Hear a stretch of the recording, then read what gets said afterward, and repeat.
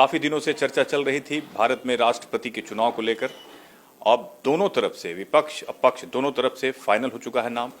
आपको जैसा कि मालूम है कि द्रौपदी मुर्मू जो पक्ष की ओर से हैं, यानी सरकार की ओर से, और यशवंत सिन्हा जो विपक्ष की ओर से राष्ट्रपति के उम्मीदवार हैं। क्या होने वाला है और क्या होगा, इसके लिए हमारे साथ बात करने के लिए मौजूद हैं एक्सपर्ट हैं, पॉलिटिकल एक्सपर्ट, और हम पार्टी के राष्ट्रीय प्रवक्ता शिशिर कोंडिली जी। शिशिर कोंडिली जी, हम जानना चाहेंगे कि क्या आप सोचते हैं, ये पहले यशवंत सिन्हा का नाम आया और उसके बाद फिर द्रौपदी मुर्मू का जो नाम आया। देखिए, मैं आपको स्पष्ट कर दूं कि जो द्रौपदी मुर्मू का नाम आया, यानी जो उम्मीदवार हुई एनडीए की, वो एनडीए ने बड़ा अच्छा पासा खेला है।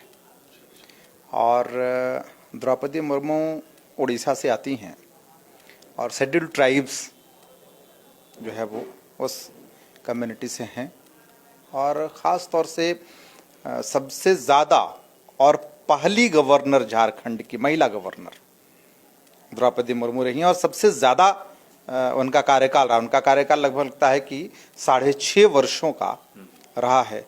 और अगर वोट के लिहाज से देख लें तो झारखंड का इलाका, उड़ीसा का इलाका, छत्तीसगढ़ का इलाका, ये तमाम जगहों पे शेड्यूल्ड ट्राइब्स जो है वो उनकी अच्छी खासी आबादी है और उनको साधा है। यशवंत सिन्हा का नाम आते ही वो आनन फानन में लगता है कि उनका नाम अनाउंस किया गया। नहीं, ऐसा नहीं है कि आनन फानन में अनाउंस किया गया।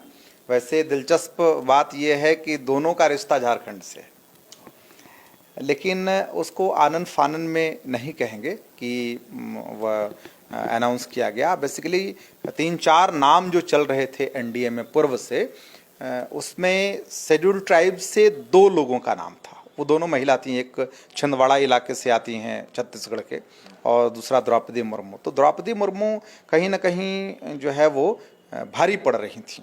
उनका जो ये था वो काफ़ी और व्यक्तित्व, और दूसरा एक और कारण था कि वहाँ उड़ीसा जहाँ से ये आती हैं, वहाँ एक बहुत बड़ा दल है बीजू जनता दल, जिसकी सरकार है। तो एनडीए ने द्रौपदी मुर्मू का नाम आगे करके बीजू जनता, जबकि वो एनडीए का पार्ट नहीं है, बावजूद उसको साध लिया, और द्रौपदी मुर्मू का नाम आगे करते ही नीतीश कुमार को साध लिया। आपको मैं एक टेक्निकल बात बताऊं नीतीश कुमार जी के विषय में, कि मान्यवर नीतीश कुमार जिस गठबंधन में रहे, उस गठबंधन के उम्मीदवार को वोट उन्होंने नहीं किया, पहले भी नहीं किया। पहली बार ऐसा हो रहा है। पहली बार ऐसा हो रहा है कि जिस गठबंधन में नीतीश कुमार जी हैं, उस गठबंधन के उम्मीदवार को वो वोट करेंगे।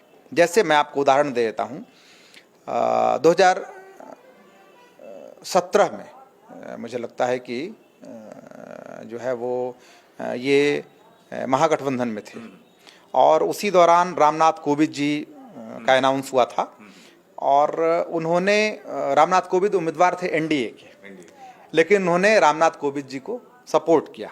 इससे पहले ये एनडीए में थे नीतीश जी, और तब एनडीए के उम्मीदवार जो है वो पीए संगमा हुआ करते थे प्रणब मुखर्जी के विरुद्ध। प्रणब मुखर्जी उम्मीदवार थे कांग्रेस के, लेकिन उन्होंने पीए संगमा को वोट न करके और प्रणब मुखर्जी को वोट किया था। तो ये पहली बार ऐसा है जब द्रौपदी मुर्मू को उन्होंने, यानी जदयू ने सपोर्ट करने की घोषणा की, और ख़ास तौर से इसके राजनीतिक मायने भी हैं। ये समझो कि झारखंड में, बगल का राज्य है उड़ीसा, झारखंड में तो जेडीयू राजनीति करती है, बिल्कुल। तो उसमें जो है कहीं ना कहीं जेडीयू, तो द्रौपदी मुर्मू का नाम आगे करते ही फाइनली उन्होंने 2 दलों को तो साध ही लिया एनडीए ने। हालांकि जेडीयू तो एनडीए का पार्ट है, लेकिन जेडीयू का जो ट्रैक रिकॉर्ड पूर्व से रहा है, उसके हिसाब से देखें तो जेडीयू को भी साधा गया और बीजू जनता दल को भी साधा गया। क्या होगा, क्या लगता है आपको? नहीं, स्पष्ट है क्या होगा। क्या जिसके पास जनमत है, जिसके पास वोट है, वो चुनाव जीतेगा। लेकिन चुनाव, देखिए, राष्ट्रपति का चुनाव उस तरह का नहीं होता है। तो प्रोसेस क्या है इसका, लोग जानना चाहते हैं, हमारे दर्शक भी जानना चाहते हैं कि आखिर राष्ट्रपति का चुनाव जो होता है, इसमें किस तरह से चुनाव किया जाता है, कौन वोटर होते हैं, और किस वोटर के पास कितना मतलब ताकत होता है, कितनी शक्ति होती है। ये एक चीज़ समझ लीजिए कि जो राष्ट्रपति का चुनाव है वो इनडायरेक्ट चुनाव होता है, डायरेक्ट चुनाव नहीं होता। और जो इलेक्टोरल कॉलेज है उसके माध्यम से चुनाव होता है। ये बड़ा ही डिफरेंट चुनाव है। कहिएगा डिफरेंट चुनाव कैसे है और कैसे चुनाव होता है, बड़ा अच्छा सवाल है आपका। तो मैं आपको बताऊं कि हर स्टेट के एमएलए जिसको डायरेक्ट जनता चुनती है, एमएलसी यानी जो जहाँ पे यहाँ दोहरी विधानमंडल व्यवस्था है, तो एमएलसी उसके वोटर नहीं होते, केवल एमएलए वोटर होते हैं। और एमएलए में भी वेजेस का निर्धारण है कि उनको उनका एक एमएलए के पास कितना वेजेस होगा। और उसमें भी ऐसा नहीं है कि बिहार के एमएलए का जितना वेजेस है उत्तर प्रदेश के एमएलए का उतना ही वेजेस होगा, ऐसा नहीं है। उसका एक फॉर्मूला है, उसके वेजेस का फॉर्मूला क्या है कि जितनी विधानसभा की सीटें हैं तो और जितनी जनसंख्या होती है स्टेट की, उस स्टेट की जनसंख्या से को विधानसभा की सीट्स से डिवाइड किया जाता है, ठीक है। और उसके बाद जो शेष आया उससे उसको फिर 1000 से डिवाइड किया जाता है। और जो फिर आएगा कुल संख्या जो आएगी वो एक विधायक का वेजेस होगा उसमें। ये पहला फॉर्मूला है। अब जैसे मान लिया कि बिहार की बात कर लें अगर, तो बिहार की जनसंख्या मान लिया 12 करोड़ है और यहाँ की सीट जो विधानसभा की है 243 है। तो 12 करोड़ को 243 से डिवाइड करेंगे और फिर जो आएगा उसमें 1000 से उसको डिवाइड करेंगे। और अगर शेष आता है, मान लिया कि शेष बच गया 5 या 5 से ऊपर 7, तो अगर 5 से ऊपर शेष बचेगा तो 1 प्लस हो जाएगा। जैसे मान लिया कि उसमें 30.5 आया तो उसको 31 गिना जाएगा, 31 गिना जाएगा, ठीक है ना। इसी तरह से उत्तर प्रदेश का जो होगा, वेस्ट बंगाल का जो होगा, जो अलग अलग वेजेस होंगे। और चूंकि वहाँ की जनसंख्या कुछ और है, वहाँ के विधानसभा की सीटें कुछ और हैं, ठीक है ना, इस हिसाब से वेजेस डिफर करेगा। और फिर टोटल जितने बेजेस स्टेट्स के आएंगे उस स्टेट्स के बेजेस में जो लोकसभा की टोटल सीट्स है और राज्यसभा की जो टोटल सीट्स है, ये दोनों सीट्स को जोड़ करके और उस बेजेस को मल्टीप्लाई कर दिया, वो सॉरी डिवाइड कर दिया जाता है उसमें, ठीक है ना। तो उसके बाद जो शेष आएगा वो फिर सांसदों का वो वोट होगा। लेकिन उसमें भी अपर हाउस के सांसद वोटर्स नहीं होते, नहीं, वो लोकसभा के, वो केवल लोकसभा के सांसद वोटर्स होते हैं, ठीक है ना। तो वो एक सांसद का उतना जो है वो बेसिस आएगा। अभी कुल मिलाकर के हमको जैसा लगता है कि राष्ट्रपति के चुनाव के लिए 10,92,884 ये वेजेस जो है वो बनते हैं। और उसमें भी ऐसा नहीं है आम चुनाव की तरह कि जिसको ज्यादा वोट आ गया वो चुनाव जीत गया। यशवंत सिन्हा का जो नाम सामने विपक्ष ने लाया है, तो क्या आपको लगता है कहाँ ये रहेंगे? नहीं, ये तो जैसे देखिए स्पष्ट है कि भाई जिसकी जितनी संख्या है उस हिसाब से कहीं यशवंत सिन्हा नहीं है। लेकिन मैं आपको फिर बता रहा हूं कि चुनाव की जो प्रक्रिया है, यशवंत सिन्हा वैसे भी नहीं रहेंगे। इसके पीछे वजह है। वजह क्या है कि जो चुनाव होता है ना, वो चुनाव ऐसा नहीं है कि जिसको ज्यादा वोट आ गया वो चुनाव जीत गया। 50% से ज्यादा वोट, मान लिया कि अगर 10,92,884 है, उसका 50% आप ले लीजिए, उससे ज्यादा वोट आना ही चाहिए तभी आप राष्ट्रपति बन सकते हैं।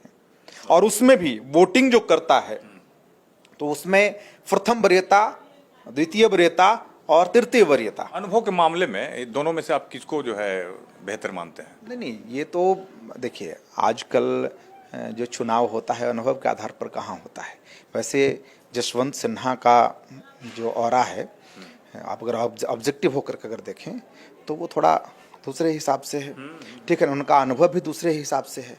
उन्होंने जो है वो स्टेट से लेकर के सेंटर तक की पॉलिटिक्स की है और लगातार क्या कई विभागों के मंत्री रहे वो, ठीक है ना, फॉरेन मिनिस्टर भी रहे, फाइनेंस मिनिस्टर भी रहे।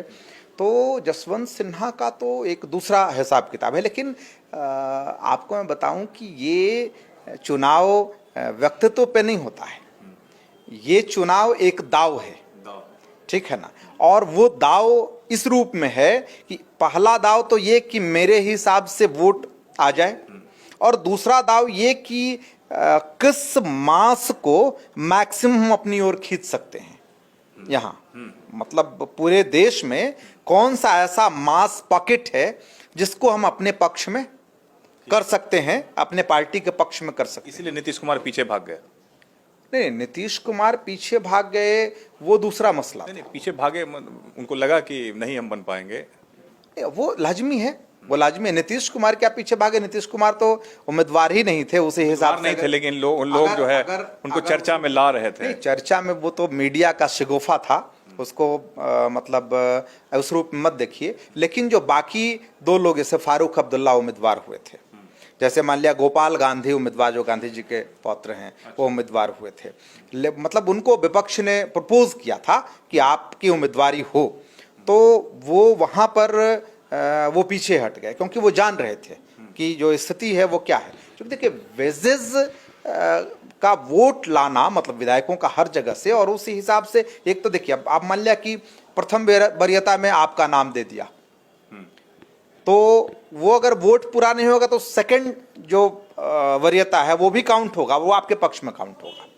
तो भाई सवाल है कि इतने सारे स्टेट्स में भारतीय जनता पार्टी और एनडीए की सरकार है, और वो एक जैसे मान लिया बिहार में राष्ट्रीय जनता दल, वेस्ट बंगाल में टीएमसी, और साउथ में जो वो सब करीब 19 छोटी बड़ी पार्टियां मिलाकर के है। लेकिन वो पार्टियां, उनके विधायक उस रूप में जो है वो वोट लाने की स्थिति में नहीं है जिस रूप में एनडीए की संख्या है।